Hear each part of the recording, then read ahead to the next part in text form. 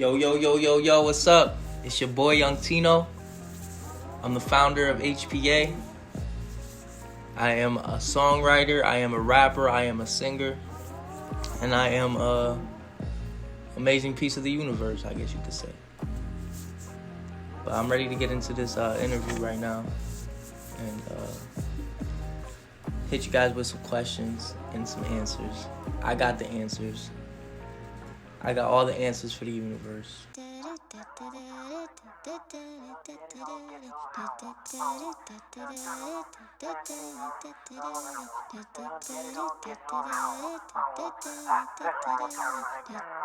I've been on, I peeped the fake through the rooftop. Shades, you a crouton, get crushed on. What is your favorite part about being in the studio? Well, the most beautiful thing about being in the studio is like it's kind of like a sport. It's also a hobby to me to create music. So it's cool because it's a good release. I can release a lot of my anger, any kind of sadness I may have, anything. I can just release it onto the microphone. I think the studio is like the favorite thing, like my favorite pastime. Just being in the studio, just getting into that creative flow, especially when you're with like a good like if you're collaborating, especially collaborating is always fun. But my favorite part of all of being in the studio is just releasing any anger, releasing anything that I'm sad about, anything that's been bothering me, anything that's been in my head. Just release my thoughts. My mind goes crazy all day. So just like making music is just a really good strategy. Just staying out of trouble and shit. Can you share a memorable experience that significantly impacted your musical path? Yeah, that's a good question right there because there's actually I have a few memorable experiences that impacted my musical path, but I'm gonna say one is really just like meeting with people, meeting with different energies and different ears of people that listen to music differently and pick up on different things, because that really showed me what I had to work on as an artist to put my vision to a more radiant perspective. What advice would you give other aspiring musicians? Don't stress nothing. People hate. Time doesn't even matter. Time doesn't exist for all that matters as an artist. You just don't stress nothing. Everything's as long as you're working hard to your goal and you got your vision there, just keep creating, keep making dope stuff for the universe. How do you think streaming services have changed the landscape for upcoming musicians? Now, that's a good question because when I was growing up, it was really just YouTube. We really had just like YouTube, then SoundCloud came out. It was easy for people to blow up and stuff like that. Now it's a whole riddle. It's a whole game. And it's just it's nice though because being that there are more streaming services, it's easier for if you play the game right, it's easier for an artist to get their music heard, their voice heard. So it's just all about how you see things and how you play. When you first started making music, did you have a vision for your career, or did it develop over time? When I first started making music, I was really just rapping because I'm gonna be honest with you. I listen to everything. I listen to music every day. Forever I've been listening to music every day till I go to sleep. So I got tired of music. So I wanted my own style of something that I really like that I can't get tired of. So it was really more when I really first started making music, it was really just for me to hear. It was more fun for me, really, just for me to hear myself And like not it was cool because when I started actually getting in the studio and I had my own songs and stuff like that, I actually had music that I wasn't getting tired of and stuff like that, so that was cool. But once I did start to hear how good my music was and how it impacts people, and like my fans, like from when I first started just doing shows and stuff like that, showing that like it impacted them and stuff. So I said, you know what, I'm gonna take it serious. We got HPA over here, and you know, we're doing our thing. Have you ever written a song or lyric you didn't understand the meaning of until later in your life? Yes. This happens. This happens a lot. A lot of times I don't even record the song. But I do tend to write kind of like, it's kind of like the universe is in me, like it's like kind of like fortune teller or something, just telling me like something that I need to know later on, and then I go back and listen to that song, and yeah, that happens all the time. What is your view on the current state of the music industry? Fucked up. It's like really saturated, and kind of makes me want to vomit a little bit. What impact do you hope to have on your listeners in the music industry? Well, the impact that I want to have on my listeners is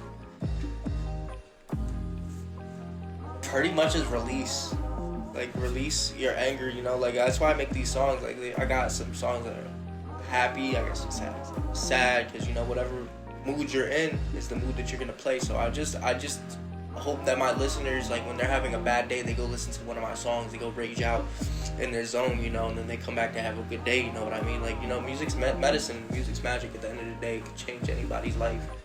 You know, you could look at it, it's art, you know, you could just look at a painting on the side of the road, and that one painting right there is gonna influence you to do one thing out of your life. If that painting can influence you to do anything, you know what I mean? So yeah. And for the music industry part in the question, I don't know, I'm an independent artist, so I don't really plan on doing anything with the music industry in my vision, but who knows, you know, world's infinite. Has your music taste evolved over the years? Yes it has, because always been that kind of guy that have like 10 songs in my playlist. Even like no matter what, like don't get me wrong, I used to be like, I was like 8 years old just on YouTube, like probably like 8-10 years old on YouTube, just going song after song after song after song after song, just listening to all types of different music. But like when it came to like my go-to songs, there was only like 10 of them. Now like my playlist is just filled with like 100 different songs. Like now I listen to like Frank Sinatra, then that'll change, like an hour later I'm playing fucking jazz music. Then after that I'm playing Flatbush Zombies, or just like crazy ass, just I'm everywhere with it. I listen to every genre. Can you tell us about your latest project or single? What was the inspiration behind it? So yeah, my latest single, actually I dropped two. So I dropped Ice Cold and I dropped Puzzle Pieces. And actually it's funny, this is a good question, because I wanted to drop them in a mixtape, but I just haven't been having time to put together the mixtape or whatever. So you know what? I really wanted to get these songs out, especially because like I just recorded Ice Cold. I recorded Puzzle Pieces a while back. I was in a dark place when I recorded Puzzle Pieces. Recorded it a while back. But then I came and made Ice Cold, and that was a piece to the puzzle. So I was like, you know what? This is a perfect track to put before Ice Cold and then Puzzle Pieces. So I'm thinking we're gonna have a mixtape with those two songs in the future. I'm not spoiling nothing. Do you have a favorite piece of your own music? Why is it special to you?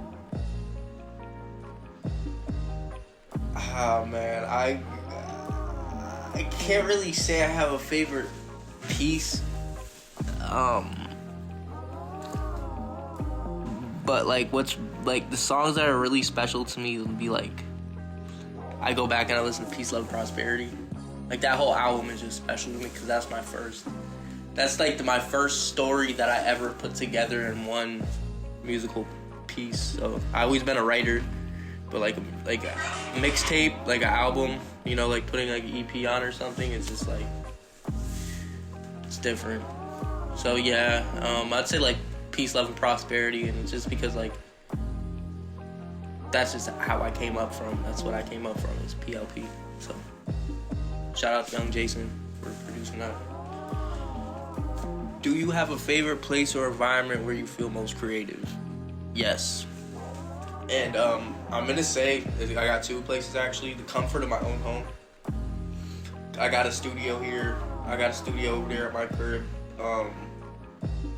And all that. So like, I just be chilling in my crib. So like that's like you know, like a place like that, like an environment like that where you can just chill. You know, let your balls hang. I love that. But then another place where I really feel most creative is just out in nature. Like if I'm like I write a lot of my songs that have a lot of deep meaning in it to them in nature. Who are your biggest musical influences and how have they shaped your sound? Oh my lord. I'm gonna give you guys like a top 4. So say Lil Wayne. Been listening to him like since I was yay high. I'm gonna say Mac Miller, Flatbush Zombies, Michi Darko, really.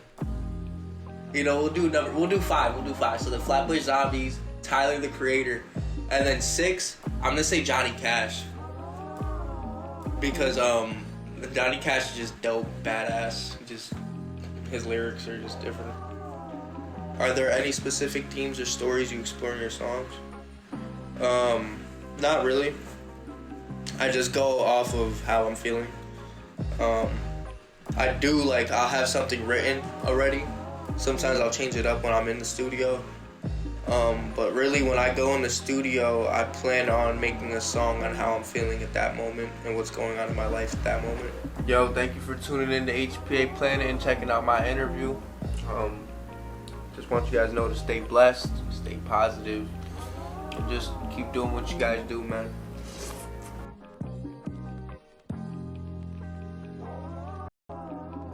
Stay tuned.